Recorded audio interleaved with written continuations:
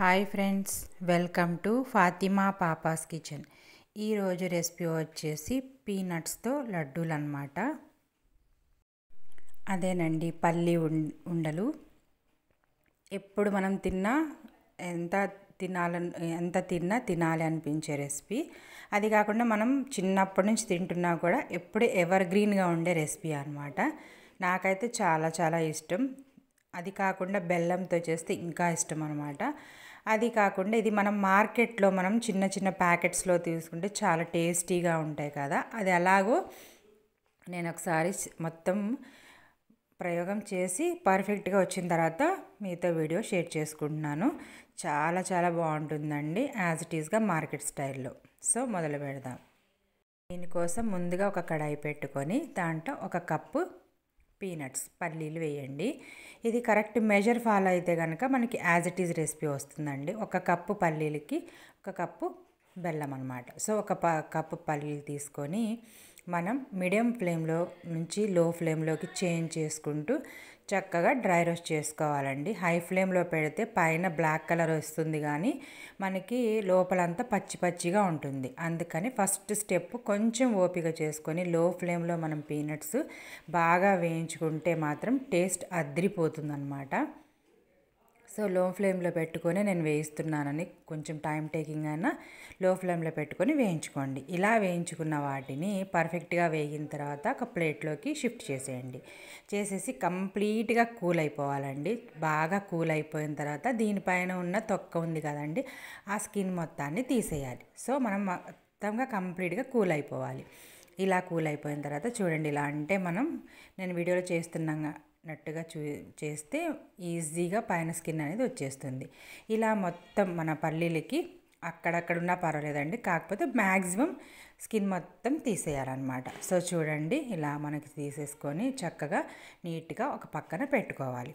ఆ తర్వాత మనం దీనికి పాకం కోసం ఒక కడాయి పెట్టుకొని దాంట్లో ఒక కప్పు పల్లీలకి ఒక కప్పు బెల్లం ఖచ్చితంగా పడుతుందండి. కరెక్ట్ మెజర్ అనమాట. ఎక్కడ కూడా మీరు కాంప్రమైజ్ అవ్వద్దు. చాలా చాలా బాగుంటుందన్నమాట. సో యాజ్ ఇట్ ఈస్గా మనకి మార్కెట్ స్టైల్లో పల్లి ఉండల్లా వచ్చేస్తాయి అన్నమాట.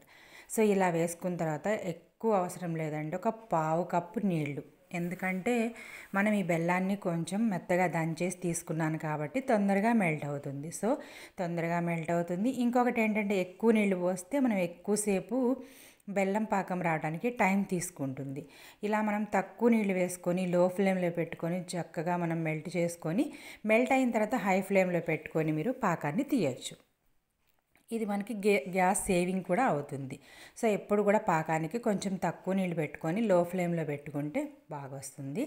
అలా మనం పాకం పడుతున్న టైంలోనే ఒక ప్లేట్కి మొత్తం నెయ్యి కానీ ఆయిల్ కానీ అప్లై చేయండి.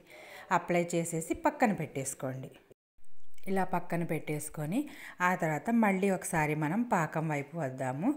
పాకం అనేది మనకి ముదురు పాకం అండి. కరెక్ట్గా ఉండ అనేది కట్టాలన్నమాట. అలా ఉంటేనే మనకి పీనట్స్ అనేవి ఉండలు బాగా వస్తాయి. ఒకసారి నీళ్ళల్లో వేసి చూడండి. ఇలా వేసిన తర్వాత మనం మొత్తం గట్టిగా ఇలా చూడండి ముద్దలా అయిపోవాలి. నెక్స్ట్ ఈ నీళ్లు తీసేసి మనం ఆ నీళ్ళలో అంటే ఆ గిన్నెకి కొడుతుంటే మనకి సౌండ్ రావాలన్నమాట. అంత ముదురు పాకం రావాలి దీనికి. ఇదే అసలు మెయిన్ టిప్ అండి. మనకి బయట వాళ్ళు ఎలా చేస్తారని అనుకుంటాం కదా, మనం ఇలా వేస్తుంటే మనకి సౌండ్ రావాలన్నమాట. అలా సౌండ్ వచ్చిందాక మనం బెల్లం పాకాన్ని చేసుకొని పర్ఫెక్ట్గా పాకం అనేది సెట్ అయిపోయిందండి. ఇప్పుడు మనం దీంట్లోకి ఒక టేబుల్ స్పూన్ వరకు నెయ్యి, ఇది కంప్లీట్గా ఆప్షనల్ అండి. ఇష్టం ఉంటే వేసుకోండి, లేదంటే లేదు. ఇలా ఘీ వేయనందువల్ల మనకి టేస్ట్లో అయితే డిఫరెన్స్ ఏమి ఉండదండి. జస్ట్ నేనేంటంటే అది కొంచెం షైనింగ్గా కనిపించడం కోసం నేను నెయ్యి వేస్తున్నాను. సో అది కూడా ఒకసారి మొత్తం బాగా మిక్స్ చేసేసుకొని ఇప్పుడు మనం ఆల్రెడీ స్కిన్ తీసి రెడీగా పెట్టుకున్న పల్లీలు ఉన్నాయి కదండి, అవి మొత్తం కూడా ఈ పాకంలో వేసేసి స్టవ్ బంద్ చేయకూడదు. ఇదొక పాయింట్. స్టవ్ బంద్ చేయకుండానే మొత్తం బాగా కలిపిన తర్వాత స్టవ్ బంద్ చేయాలి. సో చూడండి, ఇలా మొత్తం పాకంలో ఈ పీనట్స్ బాగా కలిసేటట్టుగా బాగా కలుపుకోవాలి. బాగా కలుపుకున్న తర్వాత ఇప్పుడు స్టవ్ బంద్ చేయాలి.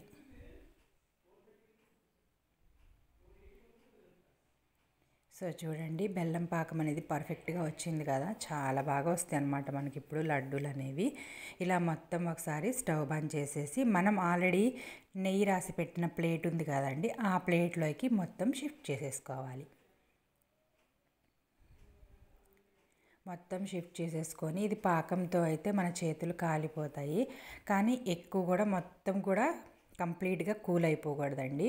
మొత్తం అంటే కొంచెం గోరువెచ్చని కంటే కూడా కొంచెం ఎక్కువగా వేడిగానే ఉండాలి. వేడిగా ఉన్నప్పుడు అంతవరకు కొంచెం చల్లారనిచ్చి, మరీ వేడైతే మనం ఉండలు చుట్టలేమన్నమాట. సో కొంచెం తగ్గిన తర్వాత వేడి అనేది ఇప్పుడు మనం స్పూన్తో ఒకసారి కలుపుకొని, ఆ తర్వాత ఇలా మనం ఒక బౌల్లో నీళ్లు పెట్టుకొని ఆ నీళ్ళని మనం చేత్తో తడుపుకుంటూ ఉండలు చుట్టేయాలి. చుట్టేస్తే చాలా పర్ఫెక్ట్గా మార్కెట్ స్టైల్లో మనకి పల్లి ఉండలు అనేది రెడీ అయిపోతాయి. సో చూడండి, ఇలా కొంచెం కాలుతూనే ఉంటుంది, అలాంటి టైంలోనే చేసేయాలి. లేకపోతే చల్లారిన తర్వాత మనకి అంత పర్ఫెక్ట్గా ఉండలు అనేవి కట్టవు. సో చూసారా, ఇలా మొత్తం మనం బాగా సైజ్ అనేది ఇంకా మీ ఇష్టం అన్నమాట. చిన్నదా పెద్దదా మీడియం సైజ్ అనేది ఇంకా మీ ఇష్టం. ఇలా మొత్తం మనం పల్లి ఉండల్ని ప్రిపేర్ చేసుకోవాలి. సో చూడండి, మనకి యాజ్ ఇట్ ఈజ్గా సౌండ్ కూడా వస్తుంది ప్లేట్లు వేస్తుంటే. సో ఇలా మొత్తం ప్రిపేర్ చేసుకొని మనం హ్యాపీగా 10-15 డేస్ హ్యాపీగా మనకి ఇది స్టోర్ ఉంటుందండి, ఎంజాయ్ చేయొచ్చు. సో ఈ రెసిపీ కనుక మీకు నచ్చినట్లయితే లైక్ చేయండి, ఫ్రెండ్స్కి రిలేటివ్స్కి షేర్ చేయండి. అలాగే కొత్త unique tasty healthy quick recipes కోసం మా ఛానల్ని తప్పకుండా సబ్స్క్రైబ్ చేసుకోండి. అలాగే ఇంకొక వీడియోతో మళ్ళీ కలుద్దాం. ఇప్పటి వరకు నన్ను బాగా ఎంకరేజ్ చేస్తున్న సబ్స్క్రైబర్లందరికీ కూడా చాలా థ్యాంక్స్ అండి. Thanks for watching.